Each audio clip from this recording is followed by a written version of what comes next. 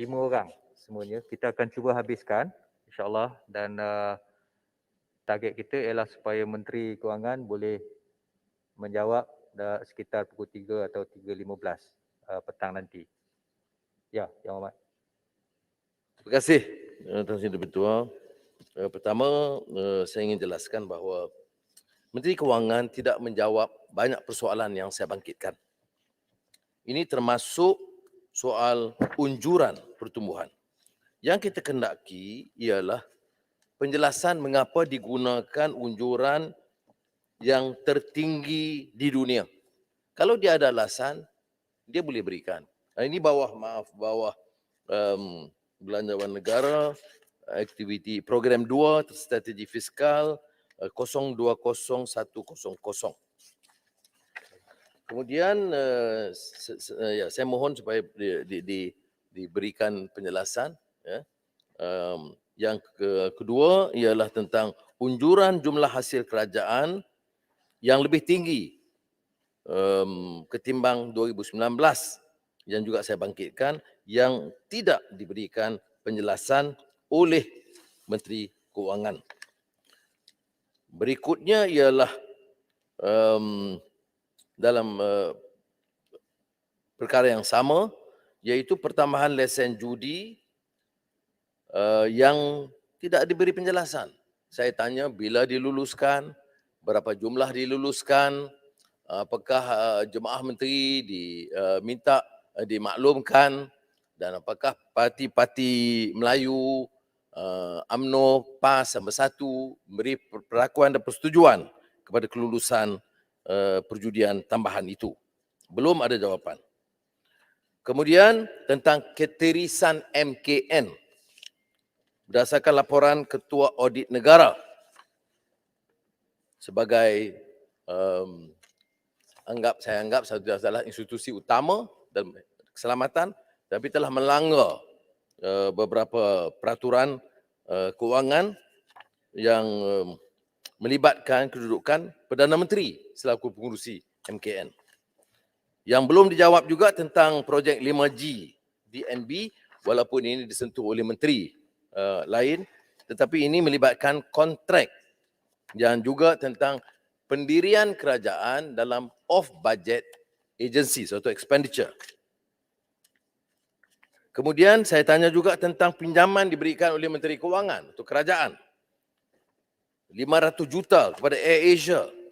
Apa alasan yang diberikan oleh Kementerian Kewangan memihak kepada AirAsia dan mengenepikan MAS? Pinjaman ke jaminan, Yang Amat? Saya pinjaman, jaminan 80% kerajaan. Kemudian HSR. Saya nyatakan bahawa projek ini dianggap penting, tetapi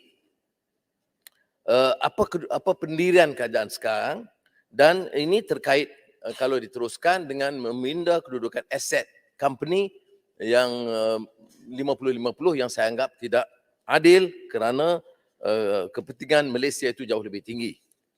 Kemudian tidak juga dijawab pengambilan alih lapangan terbang Subang dan kepentingan dalam WCT Holdings. Mungkin entah berapa bilion, tak dijawab. Kemudian kita juga cadangkan tentang peruntukan tambahan Jabatan Audit Negara dan kedudukan dalam JCOM dan juga tidak dijawab. Ini yang pertama. Yang kedua, 030100 strategi pelaburan. Ini kita bangkitkan pertama tentang komponen jaminan kerajaan. Saya minta penjelasan ya. Sukuk IPIC, MOF, 1MDB Energy, semua mencecah tempoh matang 2039, prinsipal 5 bilion, USD 1.75 billion untuk 1MDB Energy. Kemudian yang saya tekankan di sini ialah bahawa tidak ada penjelasan. Saya faham Menteri Kewangan tak semesti jawab semua dijawabkan kerana kekangan waktu. Tetapi dalam tidak ada nota bertulis menjelaskan tentang perkara ini. Kemudian sudah baik, lebih pendek kan. DNB saya sentuh tadi, tetapi kerana ada terlalu banyak kontroversi terkait yang sebahagiannya dibangkitkan oleh YB Ledang, tetapi saya tidak dapat penjelasan yang memuaskan.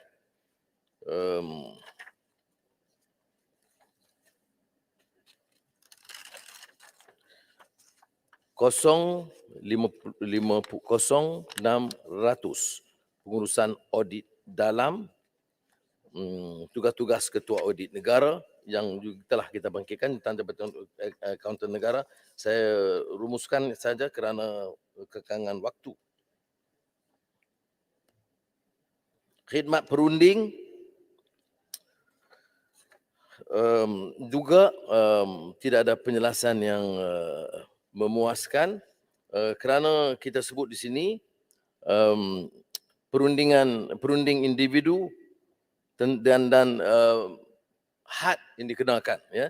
Anggaran kos perunding kalau setakat 50 juta di syarikat-syarikat tempatan.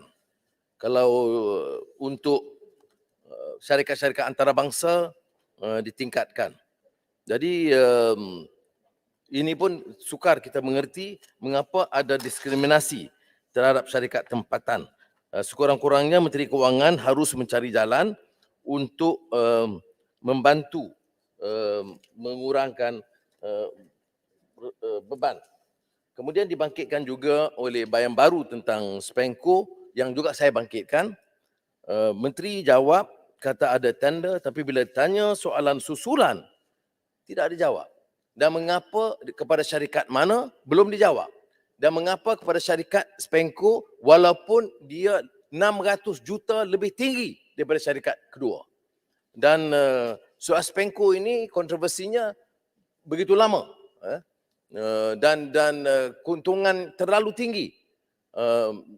Mencecah berpuluh bilion kerana kontrak yang begitu lama, 15 tahun yang diberikan baru-baru ini.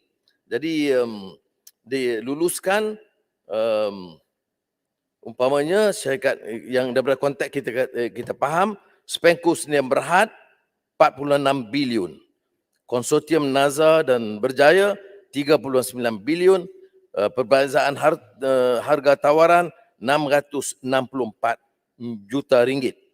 Jadi perbezaan 16.7% itu harus diberi penjelasan oleh Menteri Kewangan.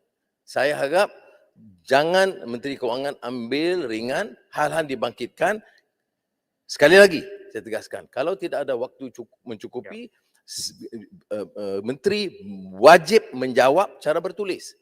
Terutama isu-isu dasar pokok yang dibangkitkan yang melibatkan wang yang begitu tinggi. Terima kasih.